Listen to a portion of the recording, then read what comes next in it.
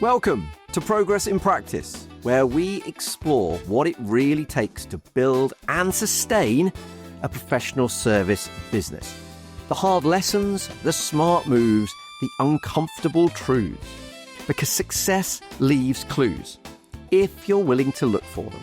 I'm Charlie Redding. Let's dive in. So Sam, welcome to the Progress in Practice podcast. Really looking forward to chatting all things financial services because this is obviously my background.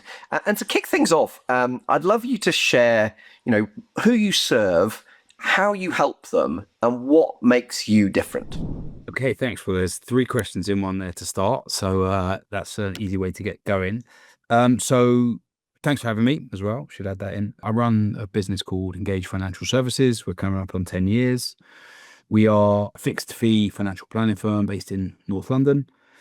The business has evolved over the 10 years as any business does and changes, but we serve sort of 3 different subsets of clients. So we look after quite a lot of footballers. I have a background in professional football and the business was sort of built on that. We have a sort of an entrepreneur team that look after business owners that are either building their business or who have recently exited their business, because obviously you go from having income to having capital and that change of transition, and then how to protect that capital, make it grow and continue to make use of your life and human capital. And then the past 2 or 3 years, we've had a new advisor join us, and he looks after more of the professionals heading towards retirement and those entering retirement and sort of the more traditional space of financial planning. So as we've grown, we've layered on different areas of the business. But the theme of our business is the same for everyone. It's lifestyle financial planning. It's trying to put your values and your capital together to, live as full and fulfilled life as possible, using your capital as the driver. So that may be different. Well, it is different for everyone, but that's really the key theme across the business is how can we make all of our clients feel happy, secure, comfortable, but also like they're living the life they want to live. Brilliant. And what makes you different to most financial advisors? I mean, I think you sort of alluded to the fact that you're different with fixed fees, I suspect, but what makes you different? So we often have this question from potential clients and introducers and various people, and I'm a bit loath to sort of say how different we are because, there's thousands of financial advisors in the UK and there's many doing a great job, many that I know well. Our charging structure is different. I would think probably somewhere in the region of mid 90% charge as a percentage of assets, and we charge fixed fees, which makes us different. I think, the average age of our advisor and our whole team is about 41. So that's about 20 years younger than the average advisor age in the UK. So that gives us a little bit of a different perspective. And then the average client age in our business is also mid 40s, again, about 20 years younger than the average client in the UK. So I think those sort of combination of those things makes us a different business. But there are other businesses doing similar things. We are not a unique, I wouldn't put us in that category, but we are different in terms of our demographics and in terms of the way we charge, for sure. They're USPs. Brilliant. So obviously I understand giving advice to entrepreneurs. I even wrote a book called Entrepreneurial Happiness that was around that. My first book was The Dream Retirement, all around the helping people in the lead up to retirement. But footballers, never really dealt with them. I've only really watched them on a pitch as opposed to giving them financial advice. How is serving them different to everyone else? Because I suspect it's quite different. Yeah. I mean, it's very different. They are very young, and footballers at the higher levels and the elite level of professional sport in the UK, the earnings are significant. So those 2 things are often opposites in normal. Often you start at the bottom in terms of earnings and you work your way up, and you have time to buy a house and you have a long-term mortgage, and you can grow into that earning capacity throughout your lifespan, whereas a footballer can come into the industry very young, but obviously they're not paid until they start hitting 16, 17. And then if they do well from that age, the earning curve gets very steep very quickly. They also have that on the reverse. So when they're finishing their career, depending on how they've done, the reverse curve from when they go from massive earnings to very small earnings also happens very quickly. So you need to really help them be focused on saving, on having money away, on peak earnings because, their peak earnings is only a short window. And really, as I say to them, making hay while the sun shines, you don't know what that next contract looks like. All we can work with is now. Yes, there are some players that are elite who, they're going to have the next 5 or 10 years because they're just that good. But everyone else in the middle tier, if their club gets relegated and the manager doesn't like them, all of a sudden their whole financial picture can change on the next contract. So it really is a complete different mindset. They need a little bit more attention. So they need not consistent reassurance. That's not really what I'm saying. It's more, there's just a lot going on because they have a lot of time drains. They have a lot of family drains. There's a lot of media drain. There's a lot of things going on, and you've got to try and keep them on the straight and narrow because there's quite a few people that they want to help and, that want to present them business opportunities or all these other sort of ancillary things that come on the scene that we need to say no to. There's some frightening stats around what percentage of Premiership footballers end up bankrupt, isn't there? Yeah. I can't remember what they are, but I was aghast based on, given how much money most of them earn. It's frightening, isn't it, how so many of them end up bankrupt? Yeah, statistically, it's 60%. I think it's 60%. Yeah, end up bankrupt after 5 years after professional sport. Now, those numbers are a little bit skewed because that data goes back quite a long way. Right. And the money when those, that study and those surveys first came out wasn't at the level it's at now. So if you did one for the prevailing 10 years, the last 10 years, I think that number would shrink. Also, the advice market has got a lot better, myself notwithstanding, but the advice market has become much more professionalized again in the early 2000s when the regulation was much less and, people could sell stuff for commissions and they could, create all sorts of hell-brained schemes that they did do to professional footballers. That had a big impact on when footballers could get their money out. So those two elements combined, that bankruptcy number will start to come down.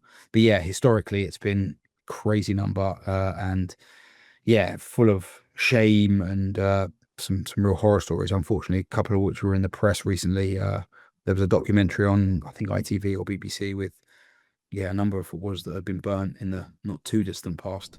Yeah, it's very sad, isn't it? Because they're getting so much money so early. But equally, there's a precedent of them driving around in very nice cars and everything else, isn't there? So what's the story that best explains why you run the business that you run? So there's a couple of stories. I mean, the difference in charging is based on a real story. So I had a client good friend of mine, sold his business 10 or 12 years ago, very successful. I am 43 and he's a year older than me. So this was, let's say 10 years ago, it was a little bit more than that. So we were early 30s. He'd run a business for quite a long time and had a really successful late teens in terms of millions exit. So done amazingly well. We were managing some money for him already. And he said, right, I'm going to give you, let's use an easy example, another £1 million. And the charging structure was 1% upfront and 1% initial. So £10,000 initial fee for him adding to his own portfolio. And then essentially our fee doubled because he'd put another £1 million into the pool. And he said to me, I don't understand this. Yesterday you were doing X. Now you're doing X plus, a little bit more in terms of money management, but the fee doubles. I don't understand how that works because it just doesn't correlate with how I, run my business. And I didn't really have a coherent answer for him. And that was really when the seed of fixed fees was laid in my mind to say, it shouldn't necessarily be about the money. It should be about the work that we do. There is a correlation. Again, you've worked in financial services, if someone, and again, this is a bit crass because it's just an easy example, but if someone had 100,000 or someone had 5 million, the risks to the 5 million of something going wrong, they're bigger risks on the side of your business. So there has to be a fee differential in theory around, client size and client assets, but it doesn't need to be, doubling every time someone adds, double the money because it's not double the work. And so that's the real story behind why the seed was set for me to say, right, I think I need to go on my own and I think I need to have my own charging structure. Brilliant. And you said there was a couple of stories. So what was the other story that you said as to why you got into this? I think one of the difficulties around certain financial planners is if you have relationships with people and they see you as their guy or their person, as opposed to the firm, essentially you're building your business within another business. And that's how I felt. And it was like, I thought there would have been a few footballers who would have said, if you said to them, "Oh, do you know X business?" They would have said no. And that would have been the business they'd been a client of for 5 years because I was their advisor. Whereas if you said, "Do you know Sam?" "Oh yeah, cool. I love Sam." And to me, it was like, this seems a bit crazy that I'm not building things in my own way when really there's no affiliation with the business they're in at the moment. And that was the second story that was like, right, these two things together feels like I'm, ready to go and de-risk myself and start my own business. Brilliant. And so you've now been doing this, you've been running this business for 10 years, is that right? Yeah, it will be 10 years in early 27. Awesome. And most small businesses never get to 10 years. So this is awesome news. But if you could go back to that younger self 10 years ago and give yourself a piece of advice based on what you know now about the business and what's going on, what advice would you give them to fast track that success? To fast track success specifically? Well, no, not, I mean, for any reason. What advice would you give your younger self? What advice would I give my younger self? Look, I think one of the things I'm very proud of in this business is we haven't done much different. So yes, we evolve and the business grows and we add some staff and we do things differently and we review, but business is about constant evolution. So when I look back, I think, right, we could have done X, we could have done Y, but it's all led us to being where we are.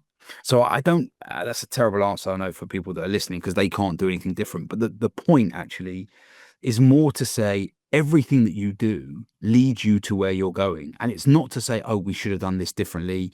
That mistake you've made or that change you've put in or that thing you've facilitated, that has led you to have the experiences to where you are.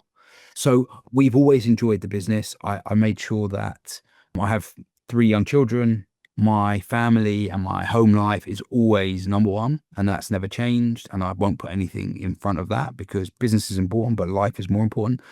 And I think, I reflect on these things a lot. We've had a lot of what I think, you asked the team here, but I think fun along the way. And I don't think that we could have done things that would have made us go quicker. We could have done things that would have made us have more revenue, but it's all part of the learning curve. Don't take it for granted. And I don't look back and think we should have done this. I look back and think, right, that happened because that's what we were doing at the time. And that's the lesson we learned from it. So it's a really unuseful answer, but something I've been thinking about recently is, I'm 43, as I said, I've got 3 kids. I'm going to look back at this period of my life, these 10 years that I've had, and think, right, those were the days. We're living in the days that will be, those were the days. So try and appreciate these days because when they're gone, they're not coming back. You don't get another chance to build a business from okay, fine, I can build one when I'm a bit older, but these are the throes of it. Young children going to school a million miles an hour. It's like, just try and enjoy and appreciate it. I think that is my key message where possible for everyone. Try not to optimize everything. Try to get the balance between all facets of your life working well. That's my philosophy at the moment. So I think there's a lot of wisdom in that. And I think it applies to, and I think you sort of alluded to it, but maybe didn't say it in as many words. It applies to the children as well, doesn't it? These are the days in that, when your kids grow up, I've got teenage girls that are right at the top of the teenage years, almost not a teenager. And you've got to make the most of it when they're young because, they're less challenging than teenage daughters, if nothing else. I've got 1 teenage daughter and I've got 2 younger daughters. So, okay. So you can know soon. Yeah, watch out, put it that way. And so thinking about them, if you could leave them no wealth, no inheritance, but just one sort of set of wisdom, what would you pass on to them as that piece of wisdom? Wow. That's a tough question. I think that we try and, my wife and I teach our kids that, being kind and having empathy is more important than most other things. Money is important, but how you make people feel is more important. And I think that's probably the wisdom that I would leave them. We emphasize how important family is. So they're sisters, and whilst they get on each other's nerves and they argue and they steal each other's clothes and all those things, they know that they've got each other's back for life. And we, try and emphasize to look after each other.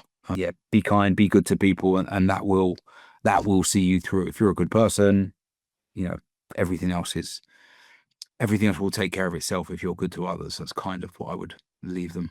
Brilliant. I love that. I love that. Very wise words. When you think about the goals of your business at the moment, what's the biggest obstacle that's blocking you from achieving those right now? Me. You? Yeah. In what sense?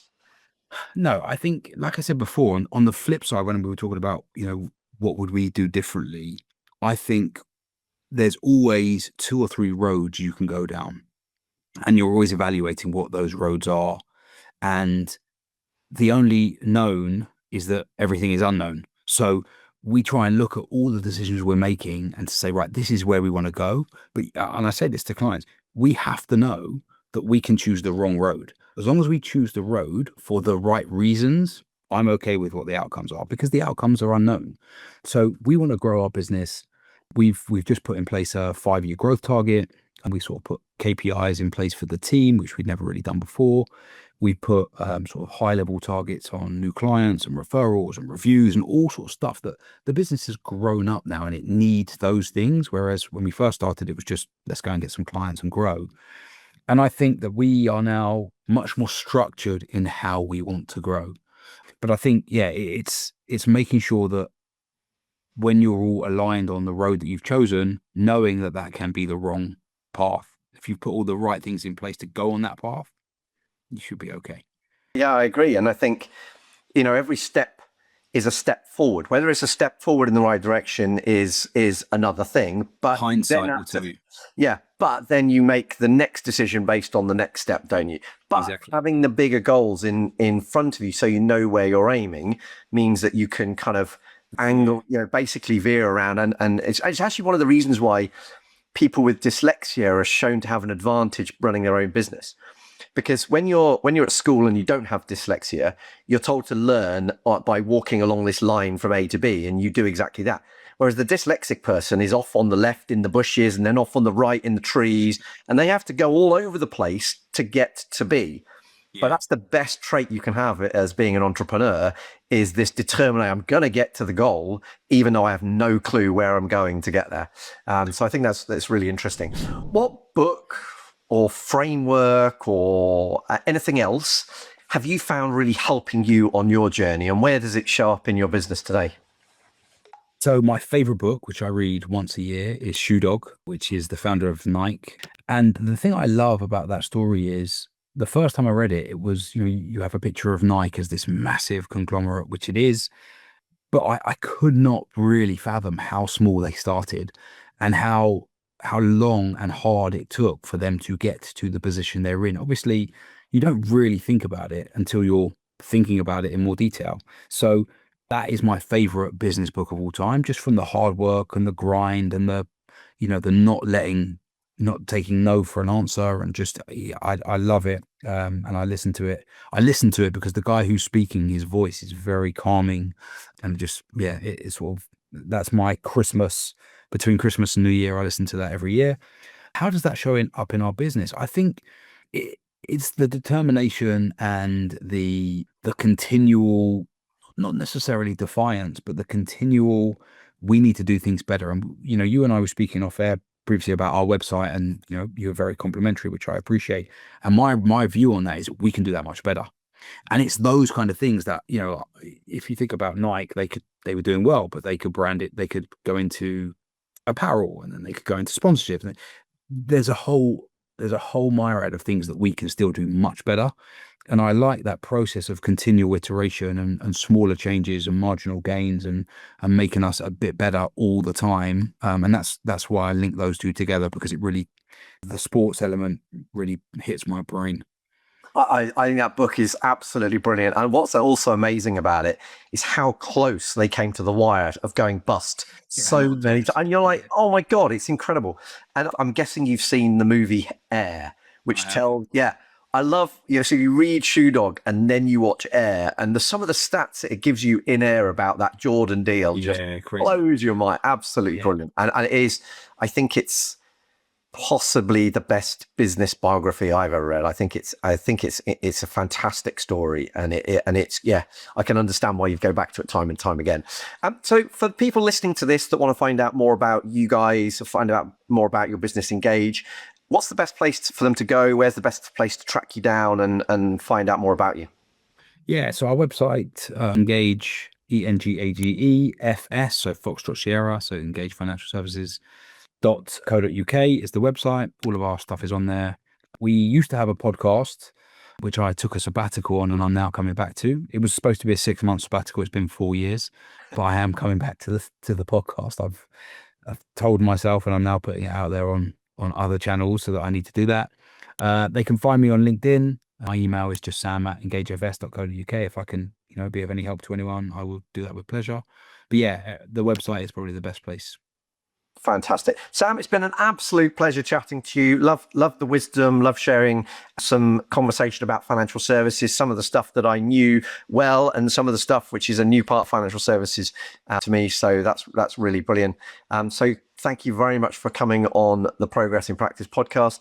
As a reminder for those people that are at home, it's brought to you by the trusted team that helps people running service-based businesses grow their business whilst working less and enjoying more. So yeah, go check out Sam's website. Thanks again, Sam. It's been really interesting chatting to you. And I hope you enjoy watching the World Cup, which is about to happen. Yes, thank you so much for having us. And much appreciated. If this conversation resonated, you'll find more support, structure and community inside the trusted team, where ambitious service-based founders come to build businesses that are scalable, saleable, and sustainable. You can find out more at thetrusted.team. And if you're enjoying Progress in Practice, please make sure you follow the show and leave a rating and review. It really helps more founders find these conversations and to bring you better and better guests. So until the next time, keep progressing.